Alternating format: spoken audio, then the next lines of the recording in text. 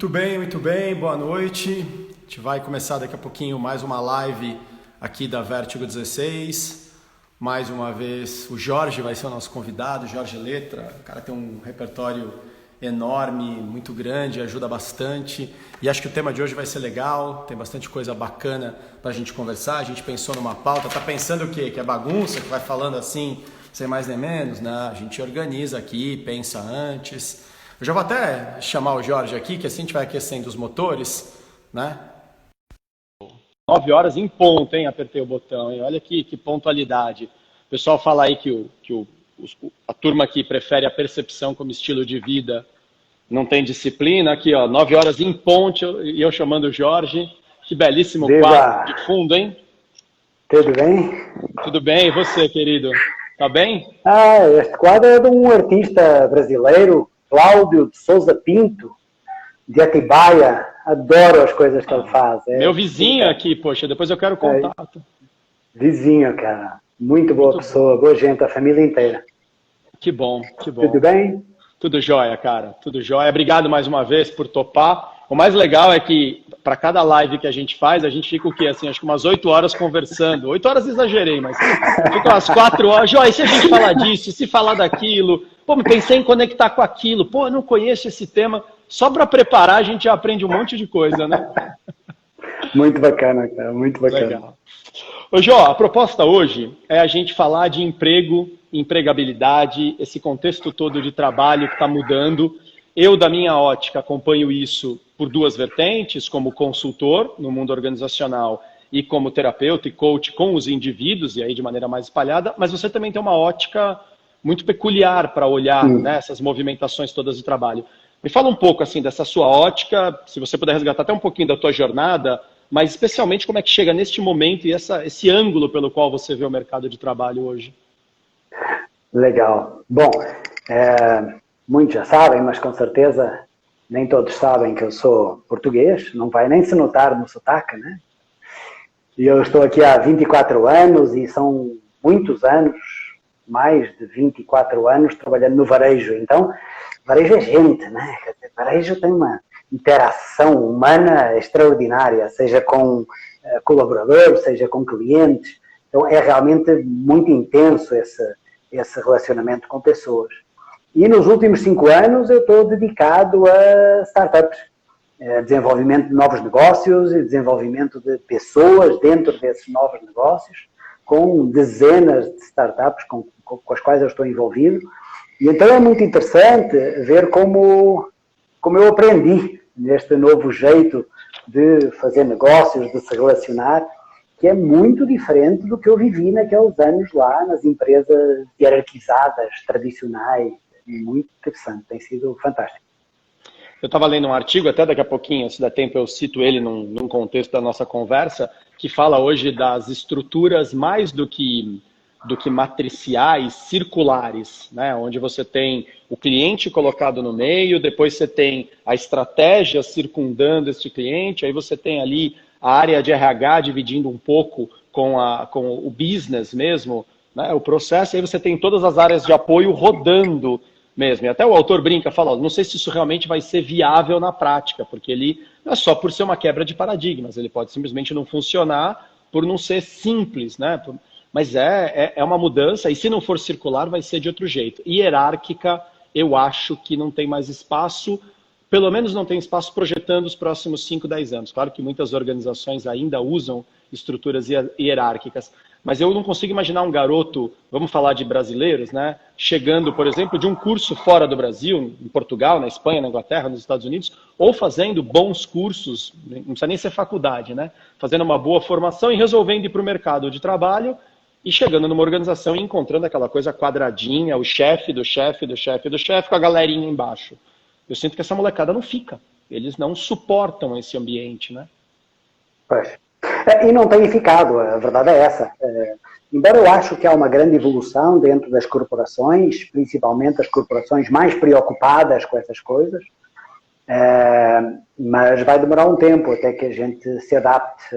Foram muitos e muitos anos mecanicistas, né? Então temos isso muito gravado como o modelo a usar, não é? Então vai demorar um pouquinho até que a gente seja capaz de ter vários líderes liderando em momentos diferentes, não ser sempre o mesmo todos os dias em todas as situações, não olhar para as hierarquias e fazer equipes por trabalho, por grupos, tais dos squads, como se fala agora, tão chiquezinho, né? Portanto, usar as pessoas pelas suas habilidades e não pela sua hierarquia, tempo de casa, seja lá o que isso for. Né? Não é simples, mas há um movimento interessante. É engraçado você falar isso. Você trabalhou com o Adilson Pereira, né? Além na época que você trabalhou no Varejo, na Adsico. E eu, durante uma época, conversei muito com o filho dele, o Thiago Pereira, um menino inteligentíssimo.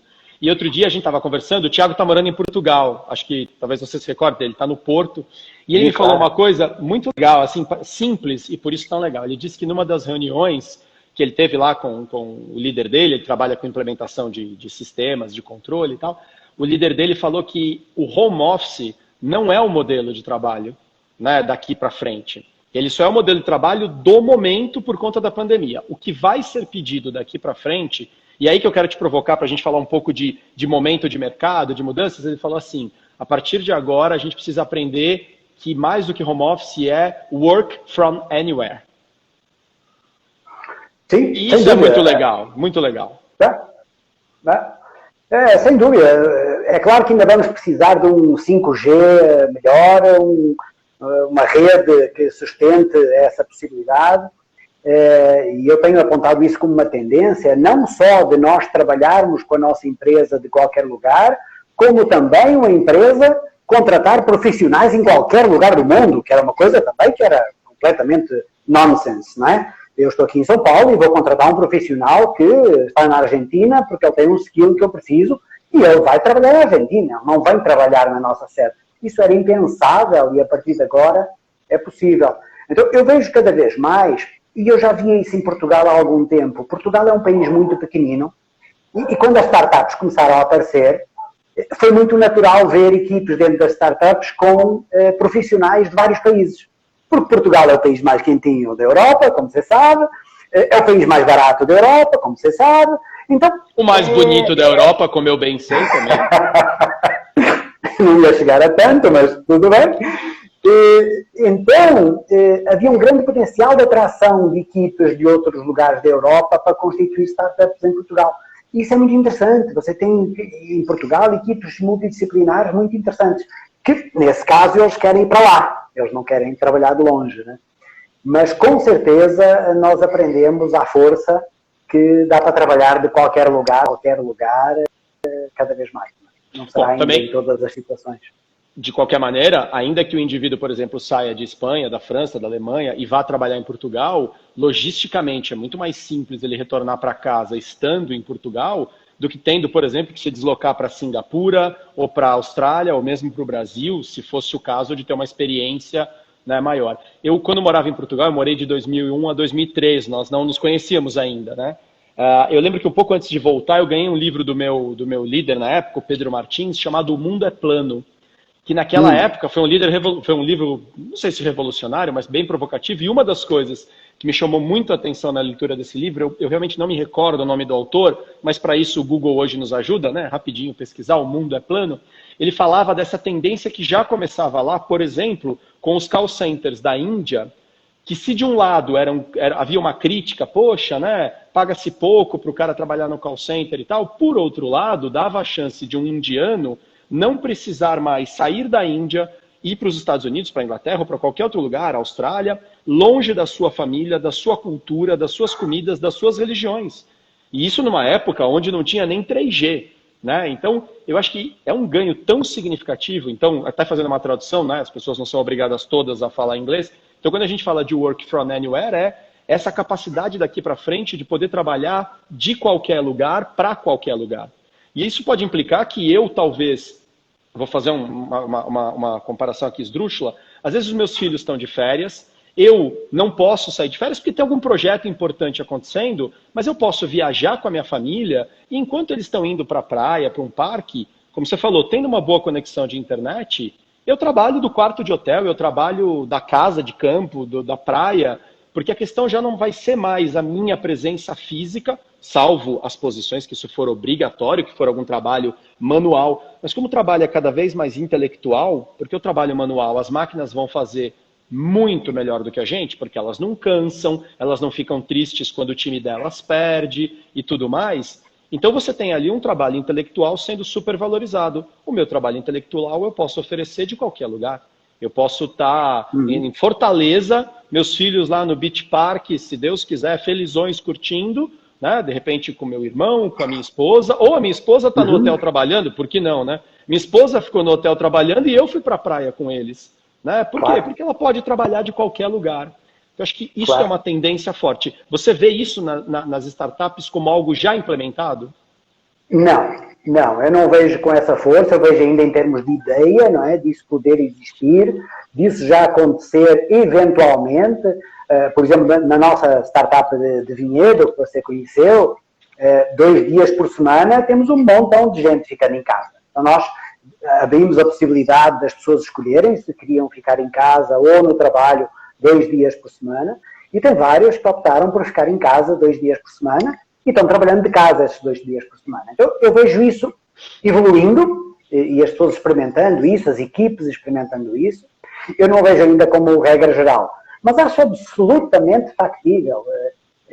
Quem for capaz de combinar essas duas vantagens de poder estar com a família em algum lugar e ao mesmo tempo participar de uma reunião importante, talvez ele esteja muito mais ligado, muito mais atento, muito mais criativo do que se ele tivesse enfiado no escritório sabendo que a família estava lá de férias sozinha. Então, acho que vamos precisar evoluir um pouquinho para chegar a esse nível de desprendimento em termos de relação empresa-colaborador, para saber, não, mas peraí, o cara está no hotel e eu estou aqui trabalhando. Então, o chefe desse cara vai ter que ter um estômago bom, vai ter que evoluir, vai ter que aprender coisas novas, vai ter que entender as vantagens dessa relação, para que isso possa se repetir algumas vezes. Mas eu não tenho dúvida que isso vai acontecer, embora não seja geral, vai acontecer cada vez mais. Não vai ser a primeira vez que eu vou falar isso, mas eu vou insistir porque eu acredito muito. Eu acho que parte do que este movimento vai fazer é definitivamente filtrar chefes para um lado, líderes para o outro. E eu acho que os chefes, portanto, esses que ficarem do lado dos chefes, vão ser naturalmente expurgados do mercado, porque eles não vão ter papel. O papel daquele fiscalizador, daquele sujeito que fazia pressão, comando, controle, se não fizer, olha lá, não sei o que, esse cara não tem papel mais, porque se não fizer, as pessoas hoje, elas estão aprendendo cada vez mais, e aí eu acho que isso é um mérito das grandes organizações, a trabalhar olhando para indicadores. E hoje os indicadores podem ser monitorados em tempo real, né? Simplesmente em tempo real eu olho como é que está o indicador de performance de cada indivíduo, especialmente, bom, se o trabalho dele for manual, aquilo vai sendo fiscalizado por leitores de infravermelho, né, robôs que vão vendo ali quantos objetos eu estou produzindo, e se for intelectual então, puxa, aí o meu trabalho pode ser medido pela minha capacidade de fazer esse trabalho entrar, né, à disposição de todo mundo. Então, eu acho que essa separação entre líder e chefe vai ser forte. Assim como eu acho que vai ser fundamental para as pessoas ter uma clareza de entendimento da diferença entre emprego e empregabilidade. Até para já entrar um pouco no título da conversa, né? Acho que durante muito tempo essas coisas se confundiram, né? Então, quer dizer, ter um emprego era ter empregabilidade e eu tenho empregabilidade quando eu tenho emprego. Eu acho que isso, sim, dissociou completamente.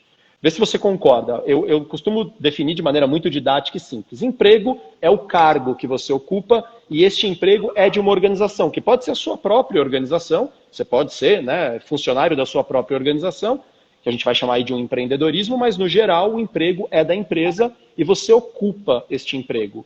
Já a empregabilidade é do indivíduo. Tem a ver com jornadas, tem a ver com processo mais longo. E eu posso estar, inclusive, sem emprego e ir trabalhando e fortalecendo a minha empregabilidade, por exemplo, melhorando o meu network. Você vê dessa forma, vê de alguma forma diferente? Como é que você vê essa coisa emprego e empregabilidade nessa mudança toda que o mercado está colocando? Eu concordo com você, eu separo claramente uma coisa da outra, do jeitinho que você fez. E eu costumo dizer até que o emprego é uma foto, a empregabilidade é um filme. Ou seja, não importa se você está empregado ou se você não está empregado, você tem que trabalhar a sua empregabilidade todos os dias. mesmo enquanto você está empregado. Não é? Porque, cara, são demandas novas todos os dias, são tecnologias novas todos os dias, são necessidades novas todos os dias. Então, se todos os indivíduos, nós nunca pensámos ficar conversando na frente de uma tela, não é? Então, se nós não formos capazes de adquirir novas habilidades e ter novos comportamentos, novas atitudes, se nós não nos adaptarmos a esse mundo que evolui, nós perdemos a empregabilidade por muito empregados que nós estejamos em algum momento.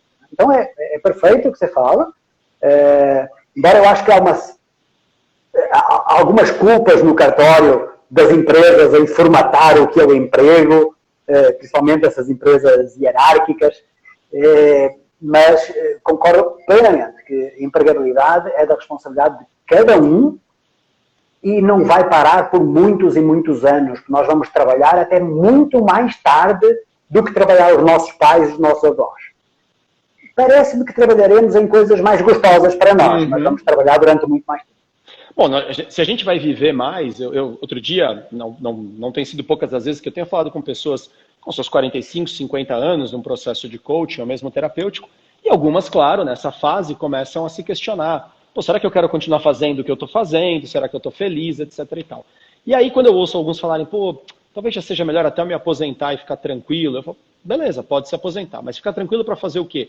Não, para descansar, né? Afinal, eu estou no caminho do final da minha vida.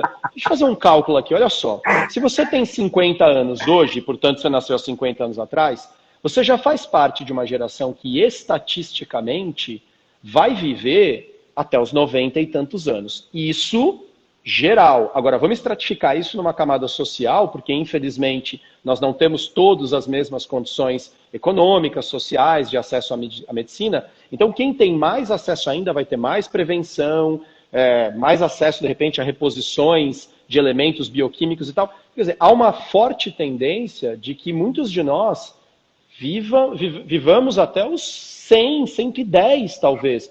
Quer dizer, aos 50 anos de idade, considerando que você viva até os 100 e que até os 80 você ainda vai viver bem, por uma questão da medicina, fora o que ainda vão inventar nos próximos 30 anos, o que diabo você vai fazer da sua vida pelos próximos 30 anos? Vai ficar no sofá? Vai ficar vendo todas as séries do Netflix? Pô, tem séries maravilhosas, mas espera um pouco, chega uma hora que até o corpo adoece, a cabeça adoece se só ficar no sofá. Então, o que as pessoas estão percebendo é que aos 50 anos de idade, elas estão chegando talvez no fim do primeiro ciclo da carreira delas, do primeiro ciclo de 30 anos. E agora elas vão entrar no próximo ciclo de 10, 20, 30, X. E o que este novo ciclo pede? Com certeza não pede hierarquização simplesmente porque precisa ter patamares. Aliás, você falou de um princípio que eu assumi para você nos bastidores que eu não conhecia e que acho que ele é um princípio que a hierarquização vai ser desafiada. Né? Quando você falou da questão do princípio de Peter. Tá certo? É assim que se fala, né? É isso mesmo. E aí? Explica um pouquinho melhor, né, o princípio e aonde ele se encaixa ou aonde ele na verdade, desestrutura tudo que a gente vinha fazendo até então. É uma maldade o que nós fazemos, na verdade. O que Lawrence Peter definiu como o princípio de Peter, Lawrence Peter é um professor canadense que viveu nos Estados Unidos muitos anos e em 1969, vamos ver quantos anos nós estamos falando atrás, ele definiu o princípio de Peter dizendo que todos nós, nas empresas hierarquizadas, seremos promovidos ao nível da nossa incompetência. Então, todos nós, dentro de uma empresa hierárquica, somos promovidos até ao nível da nossa incompetência. E se a gente parar para pensar, nós vemos vários exemplos disso. Bons vendedores que viraram maus gerentes, bons gerentes que viraram maus diretores, bons técnicos que viraram maus gerentes. Então, nós percebemos que isso é verdade. Não é? Isso realmente acontece nas corporações. E acontece nas corporações porque durante muitos anos nós não fomos capazes de valorizar os profissionais sem ser através da subida da pirâmide hierárquica, que é muito louco, né? Até acho que há honrosas exceções, há empresas que conseguiram criar carreiras técnicas paralelas às carreiras de liderança e que se equiparam, né? Os especialistas, né? Então, e que se equiparam, mas de uma forma geral, para aquele indivíduo ganhar um pouco mais e ter mais relevância na empresa, ele tinha que ser promovido, né? Então todos nós seríamos promovidos até o ponto de não sermos mais capazes de desempenhar aquela função. Isso quer dizer que, no limite, uma empresa podia estar cheia de gente incompetente para fazer aquela função. Mas é pior que isso, porque esse cara é demitido, né? É incompetente, foi demitido. Ele vai procurar emprego em que nível? No mesmo que ele saiu, claro. No nível em que ele era excelente, ou no nível em que ele saiu? Eu devia procurar emprego no seu nível de excelência, mas não, peraí, eu já sou gerente, eu não vou poder procurar um emprego de analista. Então ele vai procurar um emprego onde ele não é capaz, onde ele não se sente bem, onde ele não tem as capacidades necessárias, em vez de procurar um emprego onde ele é excelente, e ele continua a sua carreira de incompetência. É uma loucura o que nós fazemos dessa questão. Então o princípio de Peter é extraordinário, porque nos mostra como realmente é um beco sem saída essa questão de hierarquia. Ela não é a solução. Agora, eu obviamente não vou poder falar aqui de um número que seja estatisticamente parrudo, mas da minha experiência lidando com jovens, com estagiários, com trainees, com profissionais ainda que estão começando sua jornada, eu ia falar carreira, mas lembrei que, depois eu quero até te ouvir falar sobre essa história de carreira. Você tem uma visão diferente sobre carreira. Mas ouvindo eles falarem sobre carreira, enfim, que para eles talvez isso comece a mudar também. Ou seja, se ele tem uma experiência, uma oportunidade como gestor e ele descobre que ele não serve para isso, e não é que não serve no sentido de descarte, não é o talento dele, não é a praia dele, eu sinto que essa garotada simplesmente faz assim, troca, volto, porque para ele talvez não seja um retorno, seja simplesmente uma decisão inteligente. Por que eu vou ficar sofrendo aqui sendo um mau gestor e correndo o risco de daqui a pouco ficar sem emprego e ter uma mácula na minha empregabilidade, versus eu simplesmente retornar para aquela posição onde a minha empregabilidade flui. Por quê? Porque eu produzo, porque eu sou desejado por outras empresas, né? Eu sinto que essa molecada, aos poucos, vai obrigando o mercado a enxergar diferente isso. Claro. E esses são os tais não hierárquicos e não hierarquizáveis, não é? Eles não ligam para essas coisas. Na verdade, eles querem fazer aquilo que eles se sentem melhor fazendo, não é? E eu sempre dizia que o talento está perto daquilo que você gosta de fazer. O talento está perto daquilo que te dá prazer quando você está fazendo. O talento está perto daquilo que brilha o seu olho quando você está fazendo. Então, quando alguém descobre isso, mas depois vende isso a troco de uma promoção, um pouquinho mais de salário, um pouquinho mais de relevância, é duro, não é? Ele sabe que aquela não é a excelência dele, mas ele foi obrigado a trocar aquilo que ele faz bem por um pouco a mais de salário, porque nós não fomos capazes de o premiar, de o valorizar naquilo em que ele é excelente. E aí perdemos um excelente colaborador. E não foram poucas as vezes que a gente viu essa perda. Né? Então, assim, muitas vezes eu vi realmente um cara que era, por exemplo, um analista extraordinário de dados, um cara que olhava aquilo e tirava análises incríveis. Bom, mas aí o coordenador, o supervisor saiu, vamos botar ele porque ele é o que melhor performa. Mas ele é o que melhor performa naquele conjunto de talentos. O que é interessante é que toda vez que a gente fala sobre essa questão de talentos, existe, toda vez é muita vez, né? Mas há uma certa tendência a dicotomizar no sentido de que ou vai para uma coisa muito romântica de que é isso, aquilo que você gosta, é o teu caminho e é só se jogar de cabeça nisso, ou então, eu sinto hoje também uma certa descrença nisso. Mas esse povo fica falando desse negócio de propósito, que todo mundo vai querer mudar o mundo agora, não é tão simples, o cara tem que trabalhar ali onde tem emprego. Eu sinto uma certa polarização nisso, quando eu acho que, na verdade, uma coisa não está dissociada da outra.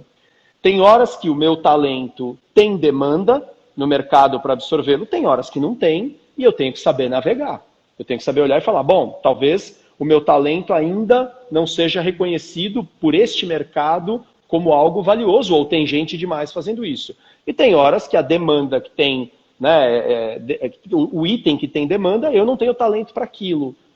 Chega uma hora que a gente também precisa ter um olhar realista sobre as coisas. E entender que eu preciso muitas vezes ter a coragem de colocar o meu talento no lugar certo. Porque tem uma pergunta que eu venho martelando nos processos de coaching, Jó, coaching, até mentoria, especialmente quando a dor do indivíduo, o dilema tem a ver com não sei se eu estou feliz onde eu estou e não sei o que eu faço.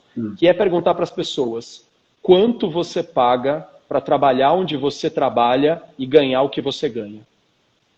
faça essa conta é importante. A gente paga, às vezes, coisas diretamente, como o tipo de roupa que eu tenho que usar em algum ambiente de trabalho, o tipo de restaurante que eu tenho que frequentar.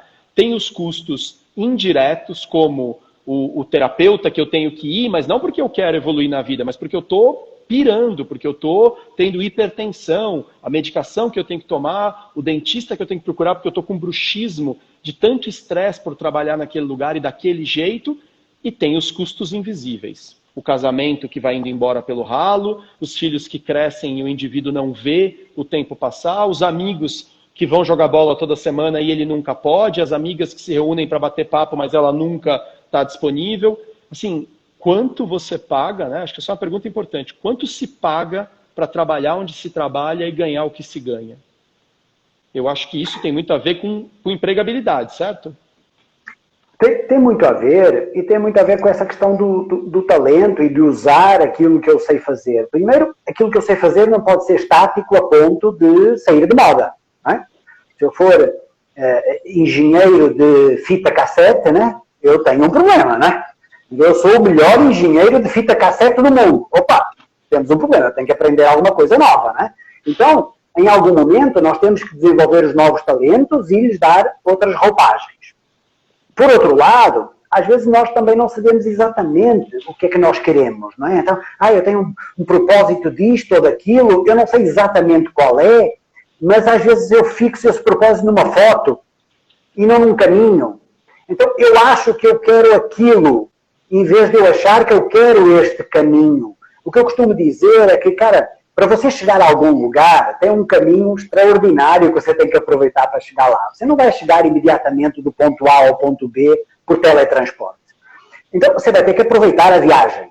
Então, foca lá onde você quer chegar, mas deixa, vai fazendo o caminho consoante a vida também te vai dando uns toques disto e daquilo, e não fica fixado que eu sou contra a hierarquia e vou fazer manifestações contra a hierarquia. Não, cara. Tudo bem que você seja contra a hierarquia. Ao longo do tempo, você vai percebendo o que é que você pode fazer para alimentar esse seu sonho de um mundo não hierárquico. Mas, enquanto você está nessa caminhada, cara, se adapta, joga, agrega valor, cria novas forças. Então, eu acho que as coisas não podem ser estáticas, nem no talento, nem na minha empregabilidade e nem no emprego que as empresas põem à disposição dos seus colaboradores, não é? Porque essas coisas estáticas é que realmente bloqueiam os movimentos. Eu lembro de uma empresa muito conhecida que, quando um gerente não queria ser promovido para a próxima faixa, lhe chamavam de blocker. Não, isso é um blocker, porque ele estava bloqueando as carreiras dos outros que estavam por trás. Né? Os outros estavam abaixo, que também precisavam seguir na carreira, por isso que eu sou contra o tal do termo carreira, não é? Porque parece uma carreira onde todo mundo tem que percorrer, e eu não vejo as coisas assim. Eu vejo como experiências profissionais, transversais, verticais, horizontais, seja de que tipo for, não importa. Mas ainda tem muita empresa que acha que a carreira é num sentido só e, portanto, se alguém não quer aquele seu próximo lugar natural, ele é um blocker da carreira dos outros e, portanto, ele é uma persona não grata. Então, é uma loucura quando nós ainda somos quadrados nessas coisas, né?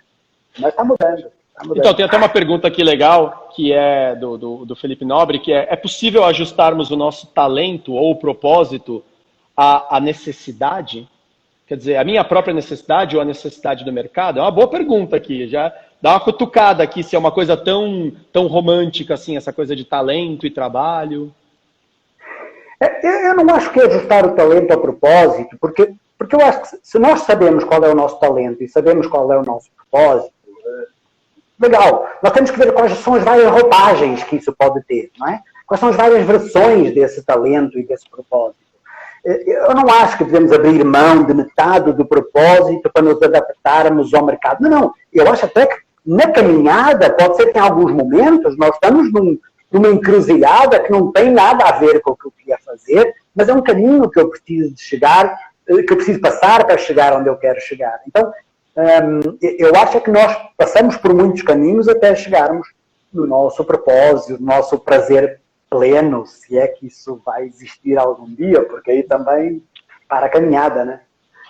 Engraçado, você está falando, eu lembrei de duas coisas. Bom, primeiro, a questão do Universe of Journey, que é um projeto que a gente tem, que está ganhando cada vez mais corpo, para ajudar as pessoas a, no mínimo, se questionarem qual é o meu propósito na vida. E não é qual é o propósito da minha vida, é o meu propósito na vida, o que justifica a minha existência. A gente é provocativo no início disso porque a gente diz que só tem um propósito na vida e é o mesmo para todo mundo. Para não alongar muito aqui, a gente já conversou bastante sobre isso, eu e você, mas só para explicar para o pessoal, o propósito na vida é ser útil para os outros. E não é porque isso é bonito e politicamente correto, é porque é o único movimento que é sustentável. Se eu tentar ser feliz o tempo inteiro, perdi na largada, não dá. Se eu ficar preocupado só em sobreviver, eu também vou ter um problema, porque nós não precisamos mais nos preocupar com sobrevivência. Qualquer um que esteja assistindo aqui tem um celular, tem uma conexão à internet, portanto, é uma pessoa que tem alguma posse. Logo, não precisa se preocupar. O morador de rua, o indivíduo em situação de rua, ele sabe o que ele tem que fazer para sobreviver, ainda que seja uma vida miserável. E também a gente não tem como propósito na vida ficar sendo aprovado o tempo inteiro, porque não dá. Quem nos aprova é o outro tem a vida dele para tocar, em algum momento ele não vai olhar para a gente, aí nossa vida rui, né? Ela simplesmente desmorona. E aí eu brinco que tem o propósito da moda, o propósito da moda é curtir a vida. Estou aqui para curtir a vida, tenho meu trabalho, ganho meu dinheiro honestamente e vou curtir a vida. Tudo bem? Tudo bem. Pagou seus impostos? Tudo bem. Só não é sustentável. Porque em algum momento alguém vai querer o que você tem. E por mais que você diga, mas aí, que é o que eu tenho, vai trabalhar, vagabundo. Não, tem um outro caminho. Eu posso querer o que você tem e tomar de você. Né? Não sei aí onde você está, mas infelizmente onde eu estou tem assalto, tem roubo. Né? Infelizmente, as pessoas não têm todas o mesmo nível de evolução moral. Então alguém pode simplesmente querer tomar o que é meu. E se eu for ficar me escondendo cada vez mais, como muitos de nós temos feito, a gente perde a nossa humanidade. Então o que é sustentável? É ser útil para o outro. Aí chega no X da questão. Como ser útil para o outro? Eu vou pegar todo o meu dinheiro e vou doar para alguém? Vai ser incrível. Tenho certeza que eu vou ter um êxtase. Mas esse êxtase não dura o dia seguinte. O que eu tenho para oferecer que nunca vai acabar? Eu tenho os meus talentos. Só que aí a gente entra num ponto complicado, Jó. Nós somos ensinados e fomos, e ainda às vezes ensinamos as crianças. Eu vejo muitas escolas que deixam bem claro, eu preparo alunos para o vestibular. E para que ele vai fazer o vestibular? Para conseguir ter um emprego, uma carreira. E para que ele precisa disso? Para ganhar dinheiro e ser bem-sucedido. Ninguém diz para ele, você precisa descobrir aonde você agrega valor para o mundo. É aí que eu acho que está na hora da gente entender de uma vez por todas a diferença entre emprego e empregabilidade. Enquanto a gente ensinar as crianças que elas têm que ter um emprego, elas vão se perguntar qual é a demanda, o que é que tem, o que estão pedindo e como é que eu me formato para isso que estão pedindo. Não importa se isso vai me adoecer. Quando a gente começar a ensinar as crianças cada vez mais, olha, qual é o seu papel no mundo? Aonde você se encaixa no grande quebra-cabeça do mundo, aí elas vão começar a olhar um pouco mais para a tal da empregabilidade. Tenha lá que nome isso tiver. E eu gosto muito do que você falou, uma vida profissional, um conjunto de experiências que vai agregando valor. Então, respondendo um pouco a pergunta do meu lado, se é possível ajustar talento e propósito à necessidade, sim, contanto que a gente coloque propósito à frente de necessidade mercadológica. Porque o propósito é perene, a necessidade é mutável. Então, eu posso ir adequando a forma como eu vou usar os meus talentos de acordo com as demandas de mercado. Agora, se o tempo inteiro eu estou correndo atrás do mercado, daqui a pouco eu não sei mais quem eu sou. E é o que eu tenho visto inúmeras pessoas aparecerem, você também, você faz tanta mentoria, quantas pessoas não chegam lá e falam, estou perdido. Cara com, às vezes, 20, 30 anos de jornada profissional, brilhante, e de repente ele se vê perdido, porque ele pouco investiu na empregabilidade. O tempo inteiro que ele teve foi uma sucessão de empregos. Você sente um pouco essa angústia também nas pessoas?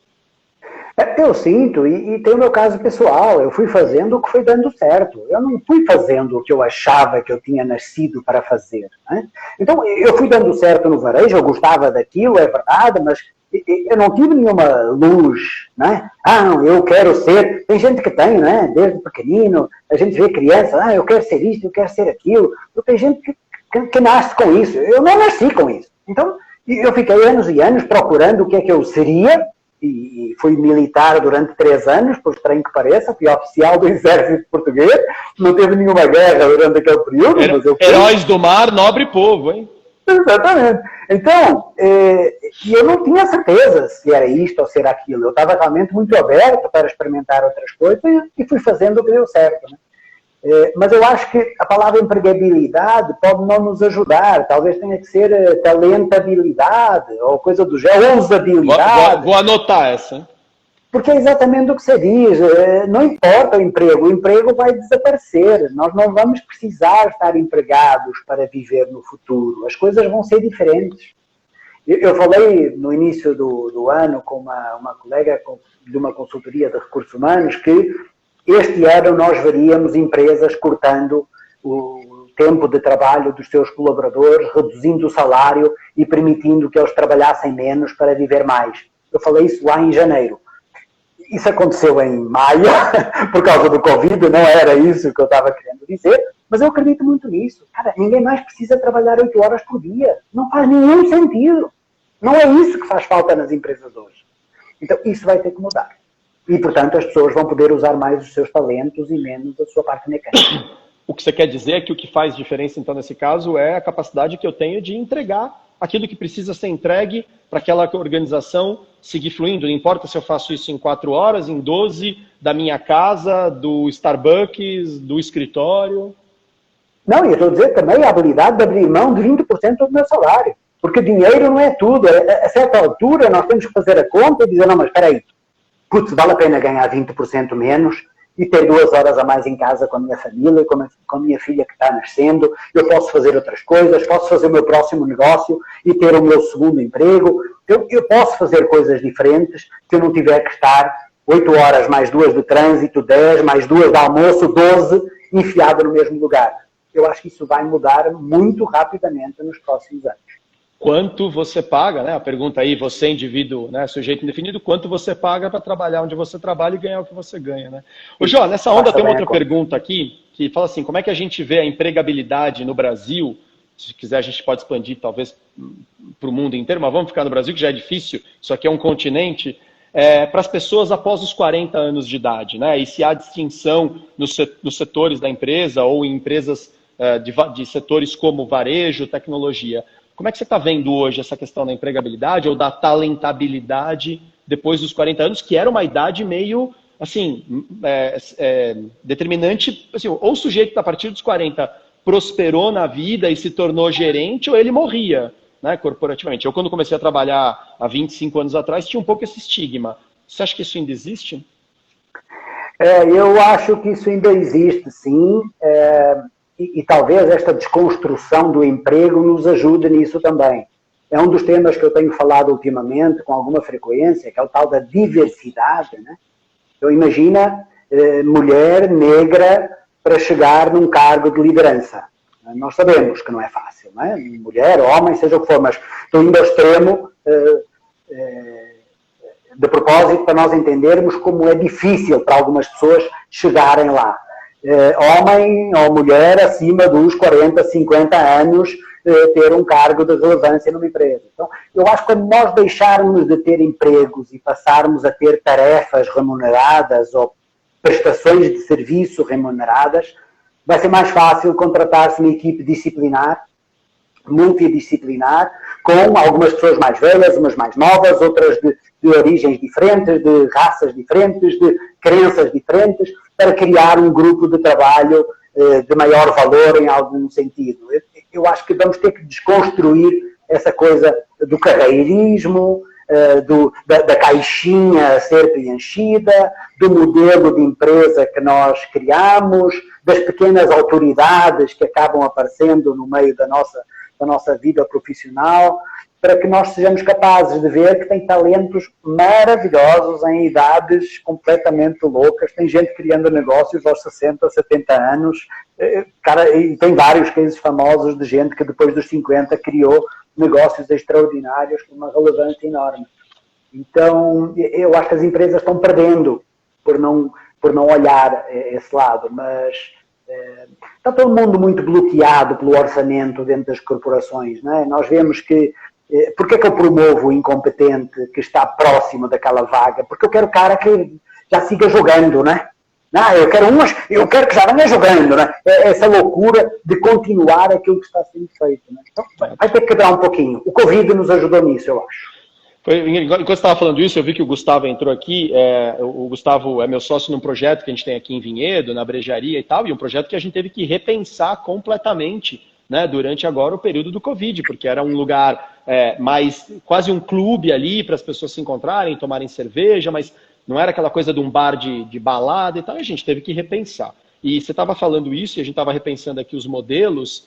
Eu fico pensando se no futuro, e aí é uma provocação aqui, né, um exercício solto, se no futuro vai ter emprego, ou se o que vai ter é um bando de pessoas PJ emprestando os seus serviços e os seus talentos conforme houver demanda. E aí eu vou circulando por esses lugares e vou prestando meu serviço aqui, acolá, eu vou fazendo as coisas acontecerem. E eu lembrei do Gustavo também, porque logo depois que a gente decidiu que a gente tinha que reinventar o negócio, um dos nossos sócios comentou, poxa, mas que chato, né? Pô, a gente tinha tanta expectativa. Pois é. E aí, curiosamente, numa das aulas do curso de conselheiro, veio ali um material falando a quantidade de negócios que foram criados por pessoas, negócios que depois prosperaram muito, grandes aplicativos ou mesmo grandes cadeias de lanchonetes, cujo fundador foi começar esse projeto depois dos 40 anos. E hoje a gente olha isso assim, ainda catando exemplos. Talvez daqui para frente, isso não vai ser tão extraordinário. A gente vai ver cada vez mais a pessoa chegar aos 40, 50 anos e falar, bom, agora eu vou começar uma nova vida profissional, né? Não, talvez não vai chamar de carreira, né? Vou começar uma nova experiência profissional. Claro. Né? E ninguém mais vai olhar isso com estranhamento. Eu não sei se você lembra da Larissa, a Larissa trabalhou com você na Dicico, ela está nos assistindo, e ela mandou uma pergunta. A Lari é uma que deu uma guinada na vida dela, ela mudou completamente a jornada profissional dela. Uma história bem legal, aliás, um dia ela tem que vir contar isso aqui. E ela colocou assim, ó, a sociedade impõe um modelo a ser seguido, e com isso muitas pessoas não sobem ou não descobrem o seu propósito. E eu acho que é isso, essa coisa do modelo, da sociedade, dessa crença que a gente tem de que parece ter um grande irmão, né? E que a gente vai ensinando as crianças, olha, veja o que a sociedade quer. Parece que é uma entidade, né? Que a gente reze de sociedade, por favor, né? Me arruma um emprego. Aí a gente volta na questão da empregabilidade, da talentosidade. Eu já roubei a expressão, tá? Nós somos sócios nessa expressão, fechado? Vou sempre dar o crédito. Mas eu acho que, de novo, a gente está falando aqui de empregabilidade, talentosidade, e eu vou trazer uma expressão que também está sendo muito falada, às vezes pasteurizada, mas vamos falar dela porque ela é importante. Protagonismo. O quanto eu acho que não tem mais espaço daqui para frente para o sujeito ficar esperando o que a organização tem para ele, o que a sociedade pode oferecer. Pode oferecer um monte de coisa e pode não oferecer, a empresa pode ter um ótimo emprego e pode não ter. A pergunta é, o que é que você vai fazer da sua vida? O que é que você quer? Eu tenho insistido muito nesse ponto, Jorge. Daqui para frente, outra grande divisão entre os que vão seguir e os que vão ficar é os que vão se assumir protagonistas e os que vão continuar esperando que alguém resolva a vida deles. Como que você enxerga isso? Olha, mesmo no mundo em que eu estou muito perto, o mundo das startups, que parece que é garotos de 19 anos que nem fizeram faculdade, ou garotos de 24 saídos da faculdade, a verdade é que a maior parte das startups de sucesso tem fundadores acima dos 40 anos. Mesmo nas startups que nós achamos que startup é um negócio de garotada, ledo engano, não é um negócio de garotada. Tem muita gente extraordinária que depois de uma longa carreira muito específica numa área onde o cara virou um avião, ele constrói uma empresa que soluciona um problemão que sempre existiu nesse setor e nunca foi resolvido. Então, essa questão de...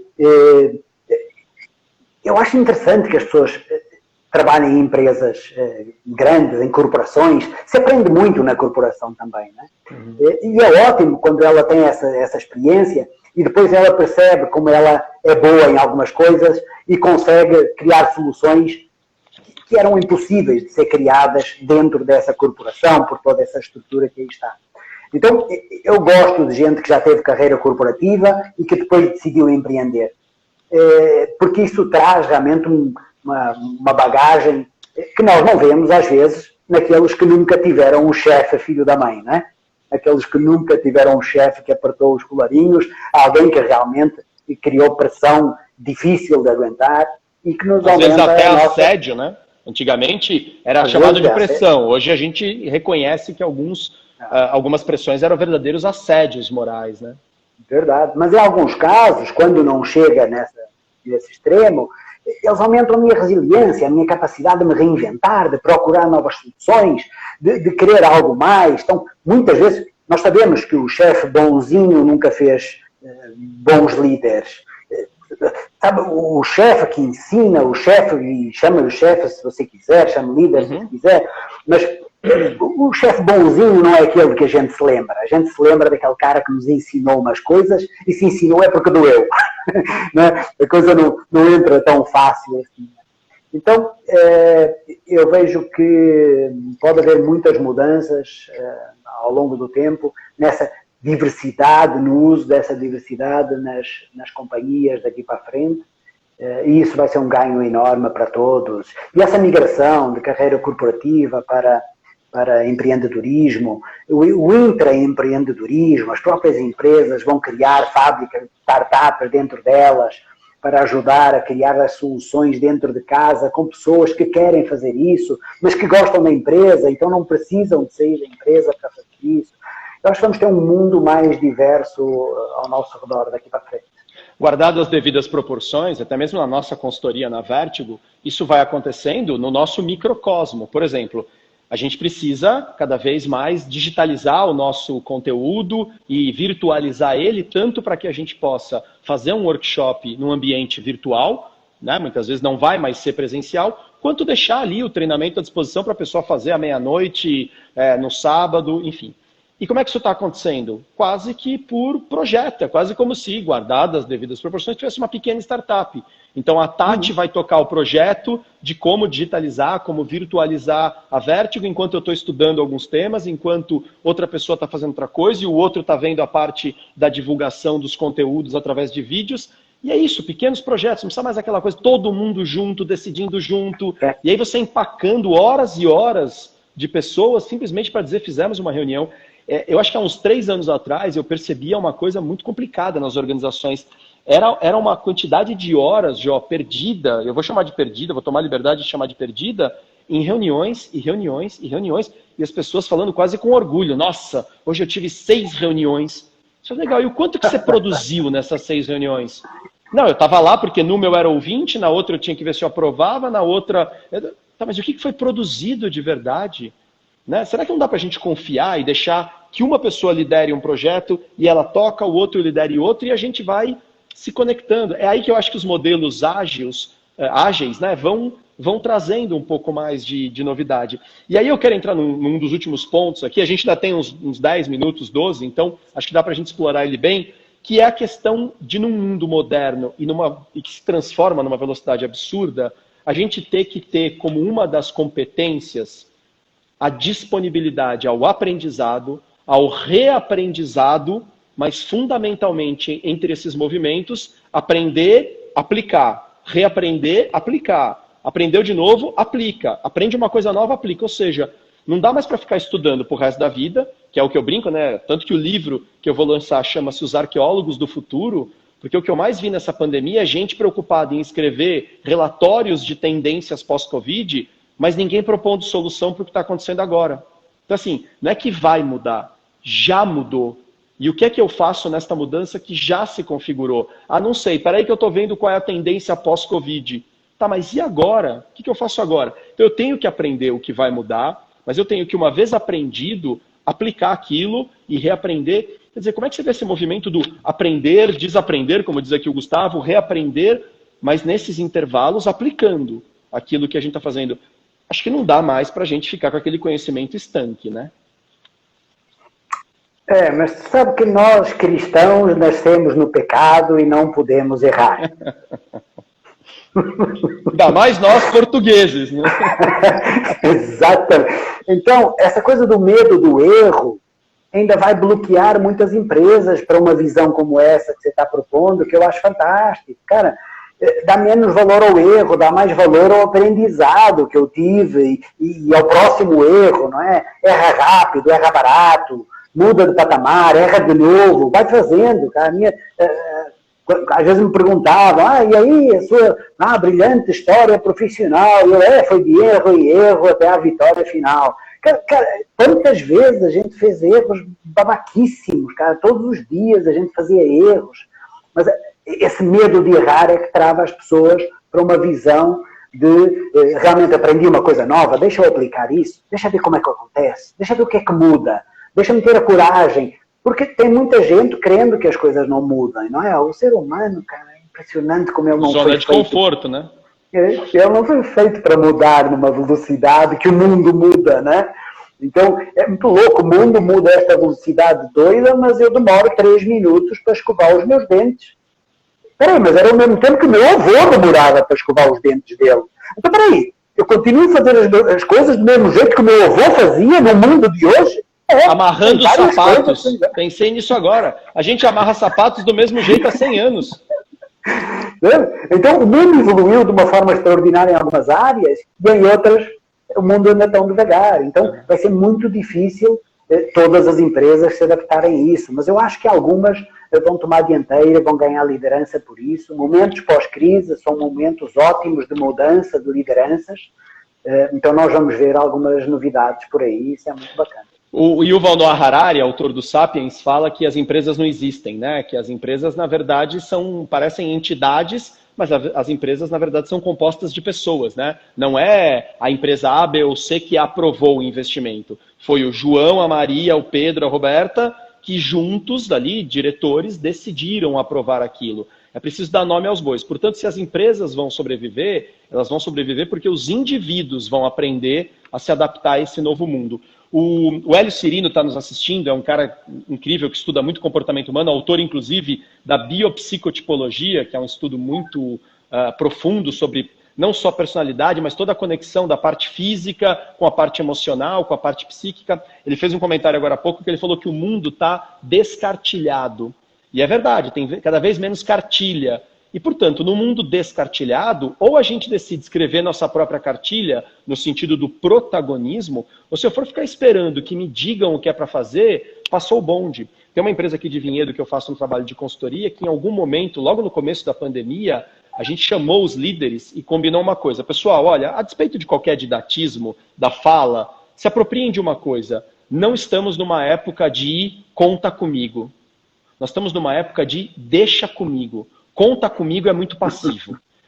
Eu tô aqui, viu? A hora que você precisar, você me procura. Não, deixa comigo. Eu sei o que é para fazer e eu vou lá fazer. E são essas empresas que vão mudar o mundo. O Rafael Sakamoto, que também está nos assistindo, falou assim, o mundo está mudando tanto e a gente está descobrindo que coisas que a gente não imaginava são imagináveis, a ponto de, na quarentena, ele ter tido uma redução de jornada, né, e uma redução de salário, portanto, e isso ter sido positivo. Pude dedicar mais tempo à família e fazer outras coisas que eu não tinha tempo. Ou a gente se adapta a esse novo mundo, ou a gente é engolido. E aí é o aprender coisas novas, reaprender, aprender, reaprender, mas tem que implementar, porque senão a gente vira o tal do arqueólogo do futuro. Fico falando do futuro, da tendência, do pós-Covid, e aí eu confesso que minha paciência acabou no dia em que eu recebi um relatório de tendências pós-Covid. Aí a minha paciência acabou. Eu falei, não, pera um pouquinho. Nós temos uma pandemia de ansiedade, porque as pessoas ficam nessa ansiedade de querer descobrir o futuro, o que é muito importante no sentido de acompanhar tendências, de se planejar, mas não dá para eu viver no futuro. Eu preciso planejar o que eu vou fazer daqui para frente. Eu preciso perceber os movimentos, mas a partir de uma leitura realista de onde eu estou. Senão eu fico o tempo inteiro sonhando com a próxima mudança, Jó, e eu não implemento nada. E é isso, né? Eu comentei até com você que, bem rapidamente, aí eu vou deixar você para ir fazendo suas considerações finais. Outro dia eu recebi uma reportagem no próprio curso de conselheiro, escrito por um cara chamado Omarson Costa, ele já é conselheiro organizacional. E ele falava de um estudo que foi feito na Johns Hopkins Center for Health Security, o ano passado, com uma cepa de coronavírus, não essa atual, mas que inclusive tinha surgido no Brasil, para se analisar o quão preparados estavam os sistemas de saúde para responder a uma pandemia. E, curiosamente, um ano depois veio a pandemia. E a resposta naquela época, segundo ele conta na reportagem, é que não estavam preparados, precisavam melhorar muito equipamentos e tal, a despeito de vacinas que não são criadas assim da noite para o dia. O que foi feito de lá para cá? Nada. Aí veio a pandemia e aí sai correndo para comprar respirador, para comprar cotonete para fazer exame. Por quê? Porque Porque eu acho que às vezes a gente fica nessa coisa tanto da próxima tendência, mas não é saudável. Porque não é, vamos olhar a próxima tendência para a gente se preparar enquanto a gente está entregando aqui. Não é falar de tendência, de futuro e de tendência de futuro, mas o que a gente está implementando? E aí uma das coisas que ele fala é, a gente tem que ter uma visão realista para sair dessa situação, mas a gente tem que agir rápido. E você, acho que numa outra conversa, falou, né, que estratégia é implementação. Não foi essa frase que você falou? Você lembra mais ou menos como é que você falou? Foi estratégia é execução? Foi isso que você usou? Ok, exatamente, o segredo, né? As pessoas acham que o segredo é a alma do negócio, a execução é a alma do negócio. É a alma não do o negócio. Segredo. Mas nessa muito questão dessa discussão, é muito interessante, porque deve ter sido riquíssima essa discussão sobre esse assunto, não é? Porque as pessoas acham mais importante ter espírito crítico do que ter conhecimento. Espírito crítico é ótimo para discutir as coisas, conhecimento é ótimo para fazer as coisas. Isso muda o tempo. Fico imaginando numa discussão de família, né? Então a gente discutindo ali como é que nós vamos fazer com uma situação da família, não sei o que. Não, pera um pouco, peraí, né? Dá uma pesquisada aqui, enquanto um está pesquisando, outro fala, mas isso aí é mais ou menos, hein? Isso aí é meia boca, isso aqui é não sei o quê. Então, quer dizer, um está criticando, o outro ainda está indo pesquisar, enquanto alguém que já tem ali a informação e que se predispõe a resolver, ele fala, vamos lá, pessoal, olha só. Temos esse e este caminho. Temos que olhar para frente, mas é daqui para frente. Não, mas é que há 3 anos atrás só serve como aprendizado. Mas para ficar discutindo o que a gente deixou de fazer 3 anos atrás, que se tivéssemos feito, nós não vamos fazer. Né? É aprender, reaprender, agindo rápido. E o mundo está mudando. Essa coisa da postura de este é o meu emprego, ó, tá vendo? Esse emprego é meu, essa cadeira é minha. Para mim, isso é o começo do fim profissional de alguém. E é um desperdício para o profissional ele querer ter só isso. Ele pode ter muito mais. Concordo. Jó, considerações finais. E aí, o mundo está mudando e o que a gente vai fazer com essa coisa chamada trabalho, né? Vida profissional, experiências? O que você diz para a gente fechar esse papo? O tal do tripálio, né? O trabalho, né? O tripálio era, né? A peça de madeira com que seguravam os 2 bois para puxar a carroça, né? Daí que vem a palavra trabalho. Não sabia. É mesmo? Tripálio. Por isso que tripálio, por isso que é tão castigador o trabalho, não é? Porque era aquele pau que se põe. Eu acho que nós temos de ter coragem para questionar os modelos e testar novos modelos, não é? Hard skills, soft skills, machine skills, não é? Vai ser importante interagir com máquinas. Então, é importante que as pessoas se permitam aprender coisas novas continuamente e molhar o pé, testar coisas novas. Não só aprender pelo prazer de saber, mas testar de verdade, fazer coisas diferentes.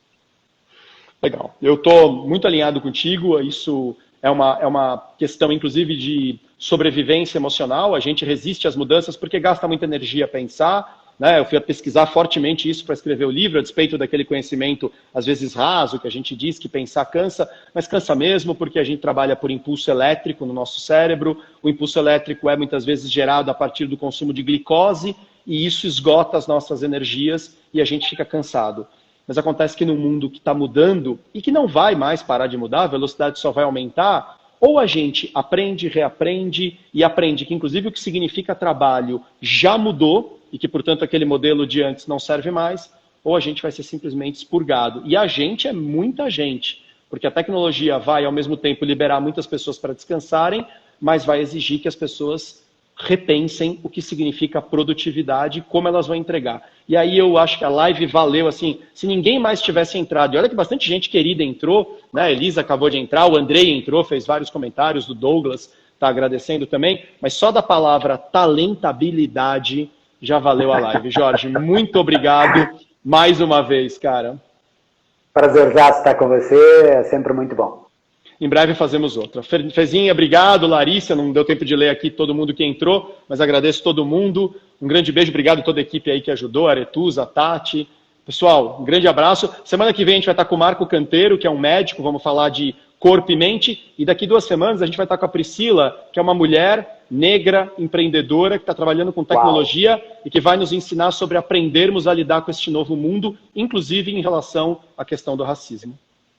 Muito bom. Parabéns, cara. Belíssimo trabalho. Beijo, Jó. Parabéns para você pela sua jornada. Obrigado, pessoal. Fiquem com Deus. Até já. Tchau, tchau.